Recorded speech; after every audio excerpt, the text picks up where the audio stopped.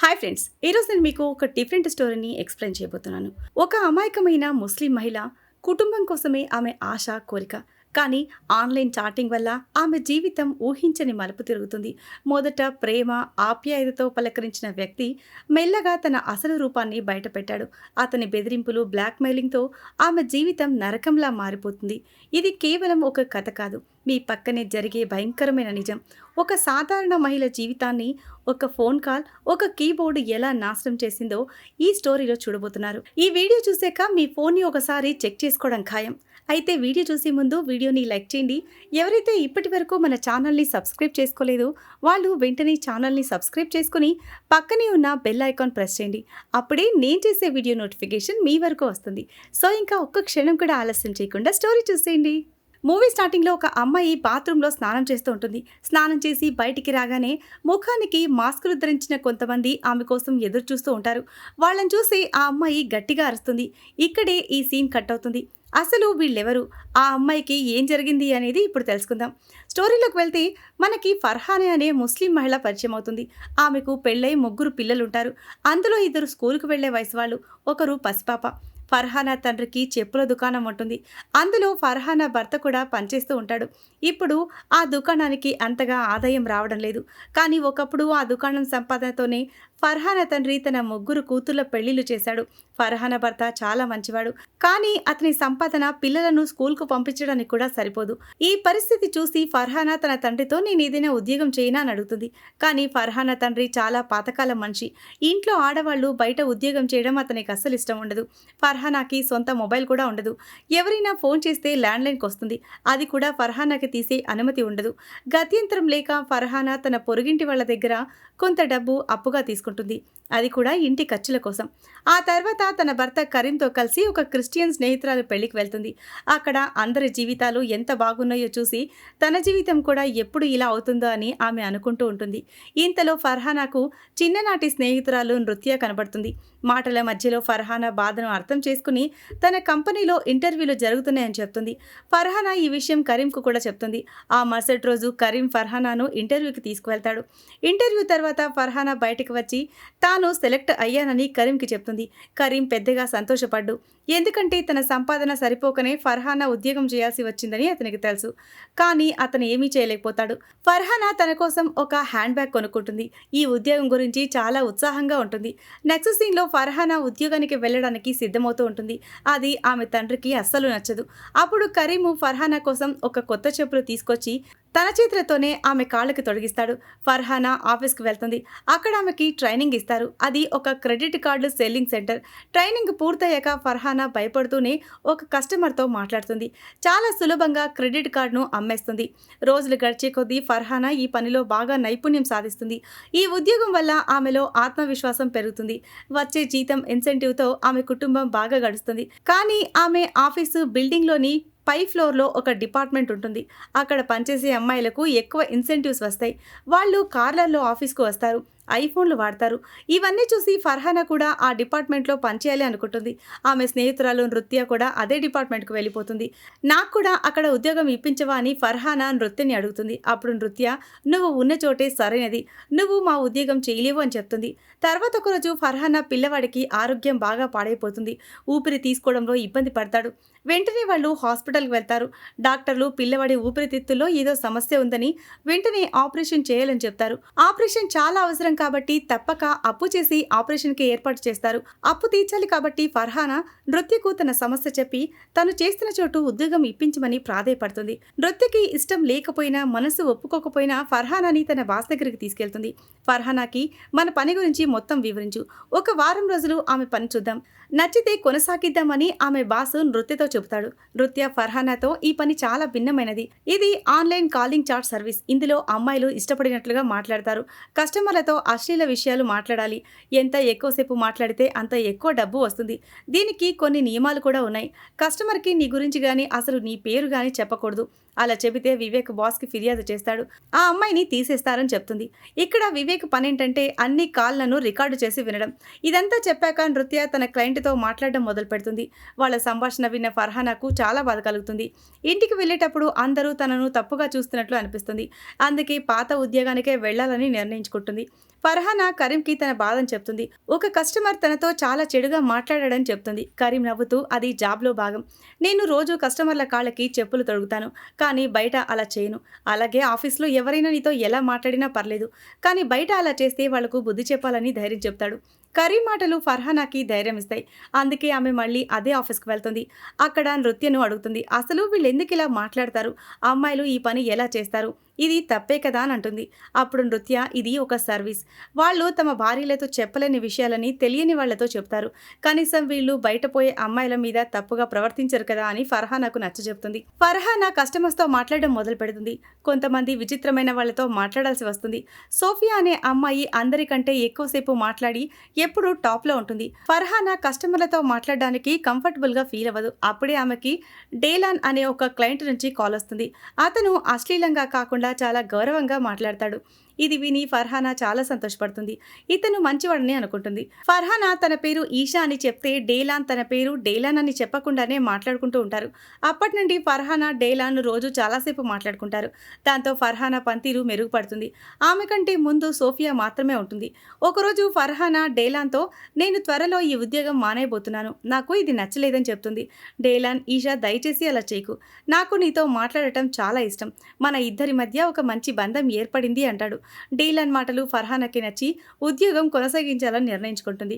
తర్వాత ఒకరోజు వాళ్ళు మాట్లాడుకుంటూ ఉన్నప్పుడు డేలాన్ ఫర్హానా మాటల్ని బట్టి ఆమె ఒక ముస్లిం అని తెలుసుకుంటాడు. ఫర్హానా ఆశ్చర్యపోతుంది, కానీ డేలాన్ను నమ్ముతుంది. కాబట్టి తన మతం గురించి చెప్తుంది. వాళ్ళ మాటలని వివేక్ శ్రద్ధగా వింటూ ఉంటాడు. డేలాన్ ఫర్హానా మధ్య ఏదో నడుస్తుందని అతనికి అర్థమవుతుంది. అప్పుడు డేలాన్ ఫర్హానాతో, రంజాన్ మాసం కదా, నువ్వు ఉపవాసం ఉండి కూడా ఎలా మాట్లాడుతున్నావు, నువ్వు కొద్దిసేపు విశ్రాంతి తీసుకో అంటాడు. ఈలోపు అతను తన మ్యూజిక్ను ఫర్హానాకు వినిపిస్తాడు. నీకు ఒక బహుమతి పంపించాలని ఉంది అంటాడు. ఫర్హానా, నాకు బదులుగా ఆ డబ్బుని ఏదైనా పేదవాడికి ఇవ్వండి, అదే నాకు పెద్ద బహుమతి అని చెప్తుంది. ఇంటికి వెళ్ళేటప్పుడు మెట్రో స్టేషన్లో ఒక బెగ్గర్ దగ్గర ఈషా అని ఉన్న ఒక ప్యాకెట్ చూస్తుంది. ఆమె ఇది ఎవరిది అని అడిగితే ఆ బెగ్గర్, ఇది ఒక ఆయన ఇచ్చాడు, ఈషా అనే అమ్మాయికి ఇవ్వమన్నాడు, నాకు చాలా డబ్బు కూడా ఇచ్చాడని చెప్తాడు. ఫర్హానా ఆ బహుమతిని తెరిచి చూస్తే అందులో సైనోఫోన్ అనే ఒక వాయిద్యం ఉంటుంది. అది చూసి ఫర్హానా ముఖం ఆనందంతో వెలిగిపోతుంది. మరుసటి రోజు ఫర్హానాకు డేలాన్ కాల్ చేయడు. ఆమె కంగారు పడిపోతుంది. వేరే వాళ్ళ నుంచి కాల్స్ వస్తూ ఉన్నాయి, కానీ ఆమె వాటిని కట్ చేస్తూ ఉంటుంది. 2 రోజుల వరకు డేలాన్ కాల్ చేయడు. దాంతో ఫర్హానా సోఫియాతో కలిసి ఒక మొబైల్ కొనుక్కుంటుంది. సిమ్ కోసం తన ఆధార్ కార్డును సోఫియాకి ఇస్తుంది. ఆ తర్వాత పేపర్లో ఒక న్యూస్ చూస్తుంది. ఒక మ్యూజిషియన్ యాక్సిడెంట్లో చనిపోయాడు అని, అతను ఆన్లైన్లో ఒక అమ్మాయితో చాట్ చేసేవాడని అందులో ఉంటుంది. ఆ న్యూస్ డేలాన్దేనేమో అని ఫర్హానా అనుకుంటుంది. ఈ విషయం నృత్యకు చెప్తుంది. అప్పుడే డేలాన్ నుంచి ఫర్హానాకు కాల్ వస్తుంది. నా ఫోను పాడైపోయింది, అందుకే కాల్ చేయలేకపోయాను, నన్ను క్షమించు అంటాడు. ఫర్హానా, నీకు ఏదో అయిందేమో అనుకున్నాను, జీవితం చాలా చిన్నది, నేను నిన్ను కలవాలనుకుంటున్నానని చెప్తుంది. డేలాన్ తన అసలు పేరు డేలాన్ అని చెప్పి రేపు పండగ రోజు కలుసుకుందామని అంటాడు. ఫర్హానా ఒప్పుకుంటుంది. నీకోసం బిర్యానీ కూడా తీసుకొస్తానని చెప్తుంది. వాళ్ళ మీటింగ్ గురించి తెలిసిన వివేక్ మొదట బాస్కు చెప్పాలి అనుకుంటాడు, కానీ ఆగిపోతాడు. ఎందుకంటే డేలాన్ను ఫర్హానా లాగానే అతను కూడా చూడాలనుకుంటున్నాడు. మరుసటి రోజు ఫర్హానా చాలా సంతోషంగా బిర్యానీ చేస్తుంది. బయటికి వెళ్ళడానికి అవకాశం దొరకదు. సాయంత్రం అందరూ బయటికి వెళ్దామని ప్లాన్ చేసుకుంటారు. అప్పుడు ఫర్హానా ఒంట్లో బాగోలేదని చెప్పి ఇంట్లోనే ఉంటుంది.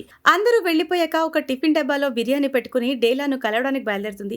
దారిలో కరీము ఫర్హానాను చూస్తాడు. ఆమెను రహస్యంగా అనుసరిస్తాడు. ఫర్హానా మెట్రో స్టేషన్కు చేరుకుంటుంది. అక్కడ వివేక్ కూడా ఉంటాడు. అతను కూడా డేలాను చూడాలి అనుకుంటున్నాడు. అప్పుడే నృత్య ఫర్హానాకు కాల్ చేసి సోఫియా తన క్లయింట్ను కలవడానికి హోటల్కి వెళ్ళిందని, అక్కడ మరికొంతమంది ఉన్నారని, వాళ్ళందరూ సోఫియాతో ఎంజాయ్ చేయాలనుకున్నారని చెప్తుంది. ఈ గొడవలో సోఫియా గొంతులో ఒక పదునైన వస్తువు గుచ్చుకుని చనిపోయిందని చెప్తుంది. మనకి మూవీ స్టార్టింగ్ లో చూపించిన సీన్ ఇదే. ఈ విషయం విని ఫర్హానా భయపడుతుంది. సోఫియాకిలా తనకు కూడా జరగవచ్చని భావించి బిర్యానీ టిఫిన్ అక్కడే వదిలేసి ఇంటికి తిరిగి వెళ్తుంది. ఇంటికి వెళ్లేసరికి అక్కడ పోలీసులు ఉంటారు. సోఫియా పర్సులో ఫర్హానా ఆధార్ కార్డు దొరికింది. సోఫియాకు అది తిరిగివ్వడం ఫర్హానా మర్చిపోయింది. పోలీసులు ఫర్హానాను విచారించి వెళ్తారు. ఈ విషయం తెలిసిన ఫర్హానా తండ్రి ఆమె మీద చాలా కోపడతాడు. కానీ కరీం ఏమీ మాట్లాడు. మరుసటి రోజు ఫర్హానా నృత్యకు కాల్ చేసి ఉద్యోగం ఉద్యోగానికి రానని చెప్తుంది. అప్పుడు కరీం, నువ్విలా అకస్మాత్తుగా ఉద్యోగం మానేస్తే నువ్వేదో తప్పు చేసావని అందరూ అనుకుంటారు. అందుకే నువ్వు వెళ్లాల్సిందే అని అంటాడు. కరీం మాటలు విని ఫర్హానా మళ్ళీ ఆఫీస్కు వెళ్తుంది. సోఫియా మరణం వల్ల అందరికీ సెక్యూరిటీ పర్పస్ కోసం పెప్పర్ స్ప్రేలు కూడా ఇస్తారు. అందరూ తమ పని మొదలు పెడతారు. అప్పుడు డేలాన్ ఫర్హానాకు కాల్ చేస్తాడు. ఆమె చాలా ప్రొఫెషనల్ గా మాట్లాడడానికి ప్రయత్నిస్తుంది.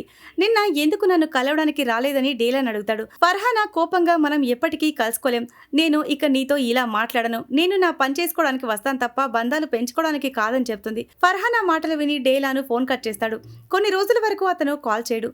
ఒకరోజు డేలాన్ గురించి మాట్లాడుతూ నృత్య, నువ్వు అతనితో బాగా మాట్లాడాల్సింది, అంత కోపంగా ప్రవర్తించకూడదు, ఒకవేళ మళ్ళీ కాల్ చేస్తే నిజం చెప్పి క్షమించమని అడగమని చెప్తుంది. ఫర్హానా డేలాన్కు నిజం చెప్పాలని నిర్ణయించుకుంటుంది. అప్పుడే డేలాన్ నుంచి కాల్ వస్తుంది. ఫర్హానా మాట్లాడే లోపే డేలాన్, నువ్వు నాతో మాట్లాడకపోతే నీ గురించి తెలుసుకోలేనని అనుకుంటున్నావా? నేను నిన్ను ఫాలో అయ్యాను, నువ్వు నన్ను వద్దు అన్నావు కదా, ఇప్పుడు చూడు నీకు ఏం జరుగుతుందో అని బెదిరిస్తాడు. డేలాన్ ఫర్హానా అసలు పేరుతో పిలుస్తాడు. ఆమె ఆఫీస్ ఇంటి అడ్రస్ కూడా అతనికి తెలుసు. నువ్వు నన్ను కలిసే వరకు నేను నిన్ను ఫాలో అవుతూనే ఉంటాను అని చెప్తాడు. డేలాన్ మాటలు విని ఫర్హానా చాలా భయపడుతుంది. డేలాన్ తనను ఫాలో చేస్తున్నాడేమో అని భయపడుతూ ఇంటికి వెళ్తుంది. ఇంటికి ఈషా అనే పేరు గల ఒక పార్సల్ వస్తుంది. కరీం ఈ అడ్రస్ లో ఈషా అనే అమ్మాయి లేదని చెప్పి వెనక్కి పంపించేస్తాడు. మరుసటి రోజు ఆఫీస్లో ఫర్హానాకు డేలాన్ మళ్ళీ కాల్ చేస్తాడు. నన్ను వేధించడం ఆపకపోతే పోలీసులకు ఫిర్యాదు చేస్తానని ఫర్హానా చెప్తుంది. డేలాన్, ఖచ్చితంగా ఫిర్యాదు చేయి, నీతో నేను మాట్లాడిన రికార్డింగ్స్ అన్నీ నా దగ్గర ఉన్నాయి, వాటిని నీ భర్తకు కుటుంబానికి పంపిస్తాను అని చెప్తాడు. ఇది విని ఫర్హానాకి ఏం చేయాలో తెలియక తికమక పడుతుంది. ఇంటికి వెళ్లేటప్పుడు ఒక నల్ల చొక్కా వేసుకున్న వ్యక్తి తనను ఫాలో చేస్తున్నట్టుగా ఫర్హానా చూస్తుంది. అతని నుంచి తప్పించుకోవడానికి ప్రయత్నిస్తుంది. అప్పుడు ఆమెకి ఆ వ్యక్తి మరెవరో కాదు, తన భర్త కరీం అని తెలుస్తుంది. ఇంటికి వచ్చి నాపై అనుమానం ఉంటే నన్నెందుకు ఉద్యోగానికి పంపావని అడుగుతుంది. అప్పుడు కరీం ఆ బిర్యానీ టిఫిన్ డబ్బా చూపిస్తూ, ఆ రోజు కూడా నేను నిన్ను ఫాలో అయ్యాను, నీకు ఏదో ప్రమాదం ఉందని నాకు అర్థమైంది, అందుకే నేను నిన్ను ఫాలో అవుతున్నాను, ఎవరూ నీకు హాని చేయకుండా ఉండటానికి, నువ్వు నాకు చెప్పినా చెప్పకపోయినా పర్వాలేదు, కానీ రేపటి నుంచి నేను ఆఫీస్లో దింపడానికి తీసుకురావడానికి నేనే వస్తానని చెప్తాడు.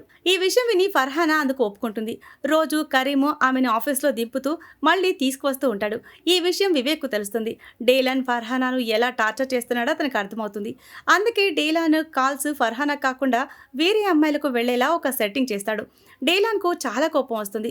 మరుసటి రోజు ఆఫీస్కు వెళ్లి ఫర్హానా భర్తతో వస్తున్నట్లు చూస్తాడు. కోపంతో కరీం మీద కారు యాక్సిడెంట్ చేయిస్తాడు. కరీం ఫోన్ను దొంగలించి ఫర్హానాకు కాల్ చేసి, నీకు ఇవ్వాల్సిన శిక్షను నీ భర్తకు ఇచ్చాను, కానీ భయపడకు, అతను బతికే ఉన్నాడు, హాస్పిటల్లో ఉన్నాడని చెప్తాడు. ఇది విని ఫర్హానా వెంటనే కరీంను చూడ్డానికి హాస్పిటల్కి వెళ్తుంది.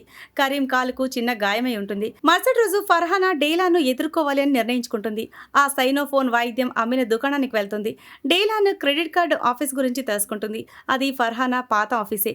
అక్కడ టెక్నీషియన్ సహాయంతో నృత్య ఫర్హానాకు డేలాన్ అడ్రస్, ఫోన్ నెంబర్ లభిస్తుంది. డేలాన్ ఇప్పుడు ఒక మాల్లో షాపింగ్ చేస్తున్నాడని తెలుస్తుంది. వెంటనే ఫర్హానా మాల్కు వెళ్తుంది. నృత్య ఒక ఫేక్ కాల్ చేసి ఫర్హానాకు డేలాన్ను గుర్తుపట్టడానికి సహాయపడుతుంది. అప్పుడు ఫర్హానా ముఖానికి ముసుగు వేసుకుని డేలాన్ ఫోన్ను దొంగలించడానికి వెళ్తుంది. ఎందుకంటే ఆ ఫోన్లోనే వాళ్ళ సంభాషణ రికార్డింగ్స్ ఉన్నాయి. కానీ డేలాన్ ఆమెను గుర్తుపట్టి చేయి పట్టేసుకుంటాడు. అప్పుడు ఫర్హానా అతని కళ్ళలో పెప్పర్ స్ప్రే కొట్టి పారిపోతుంది. ఆ ఫోన్ని ఒక షాప్లో లాక్ తీయడానికి ఇస్తుంది. లాక్ తీసిన తర్వాత అందులో ఏమీ ఉండదు. ఎందుకంటే డేలాన్ అప్పటికే ఆ డేటా మొత్తం వేరే దాంట్లోకి ట్రాన్స్ఫర్ చేసుకుని ఉంటాడు. ఫర్హానా చాలా నిరాశపడుతుంది.